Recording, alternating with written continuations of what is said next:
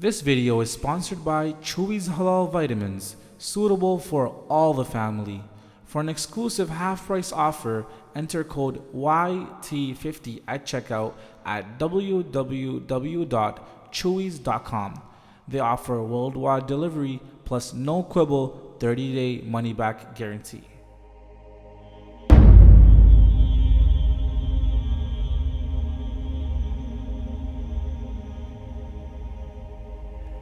What do you do, or what did the deen prescribe for you to do in the morning?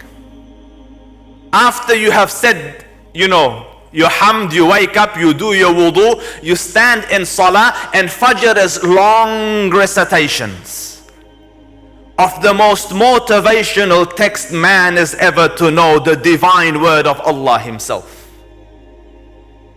And then you sit and do your wird, your adhkar. Try this for those of you who haven't. Try to sit and do your adhkar for 30 minutes, before you go. See what it does to you for the rest of the day.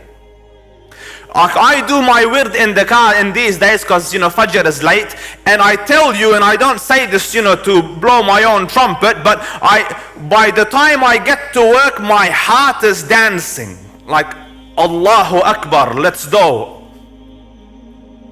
Why? Because the deen was made to give you the best of this life and the best of the next. And that is why the verse Allah Rabbul Izzah says, وَمَن يُطِعِ اللَّهَ وَرَسُولَهُ فَقَدْ فَازَ فَوْزًا عَظِيمًا.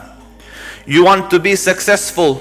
Obey Allah and obey the Rasul. Follow the path that they put you on. You can't help but be successful. Follow the mannerisms, the etiquettes, the emotional intelligence, the adab, the manners, the characteristics with which the Prophet guided you. You can't help but be successful.